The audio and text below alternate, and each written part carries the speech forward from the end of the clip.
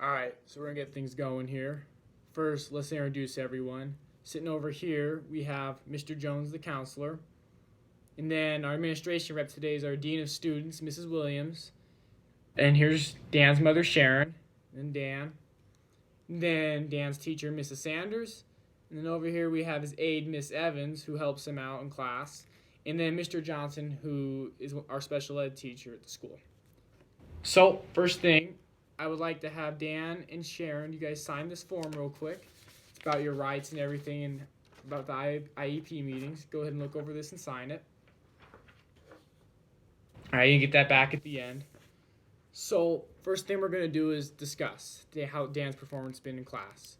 So, in math, he's been doing really well. He hasn't had any issues in there at all. Science and social studies, he does well, but he needs help reading instructions and following and help with some directions and stuff like that. So Miss Evans has been able to help him out with that.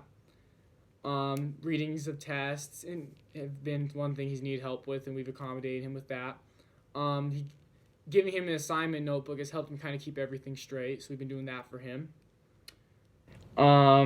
So some of the accommodations that we are either continuing to provide or will additionally provide from here on out. Miss Evans will continue to help him in class with things like reading assignments and tests, help with following directions, stuff like that. He's going to go down to Mr. Johnson's classroom during reading and writing time in class for extra help because he has struggled with, since he's been struggling so much with that, we feel it's best that he goes down there to get a little more individualized help, a little one-on-one time to try to get him up to grade level in his reading and writing skills. So what we're trying to do here is have the least restrictive environment where he stays in the main classroom as much as possible.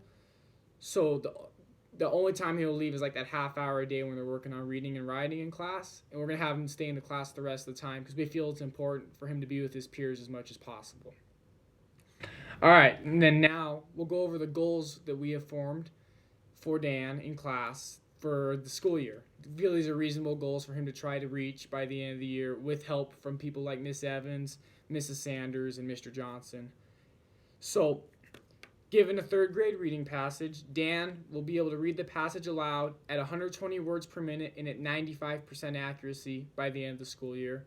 We feel that that's a reasonable level for him to get at. And then additionally, given a fourth grade reading passage, Dan will read the passage aloud at 100 words per minute at 90% accuracy by the end of the school year. So that'd be a fourth grade reading passage, which is his grade. 100 words per minute would still be slow for his grade, but we want to at least get him to the point where he can read those passages effectively because we know that he has struggled with the multi-syllable words and more complicated words. So if we can just get him reading those at least, that would be a big help. Next one, given written directions for assignments, Dan will read and comprehend the directions without assistance by the end of the school year. We feel this one's really important, that you need to be able to be self-sufficient and able to follow directions on your own. So we'll work with him on that. Miss Evans has been helping him a lot with that already. And then, let's see, our next one, giving a writing prompt. Dan will write a one-paragraph essay with 90% accuracy in grammar, spelling, and punctuation and be able to use varying sentence length by the end of the school year. So we want to get him to the point where he can at least write some on his own. The big thing is we want him to be able to use more complex words and sentences because right now he's been using short sentences, basic words, because more difficult words have been more of a challenge for him. So that's a goal for us to get him to be a more fluent writer. Then our last goal is given a set of directions, more than two. Dan will be able to follow the directions with 100% accuracy. So once again, we're hoping that to get him to be able to follow sets of directions as well because he's followed multi-step type things have been hard for him. So we're hoping to get him to the point where he can start following multiple steps. There's different worksheets and different exercises that we could give him to help him out with that. So those are our goals we'll have for him. And then as for the rest of this now, we plan on having this go into effect at the beginning of the school year, and it will be in effect until the end of the school year at the most. Every year we have to meet at least once at the beginning of the year to reset, remake up the IEP every year. So at minimum once a year we have to meet. But if something needs to be made, a change needs to be made mid-year or something, we can always meet. Just let us know, and we can change things up again. That's completely fine. Things change all the time. Any questions from anyone? All right, perfect. And then I will get everyone a copy of the IEP we make up to sign.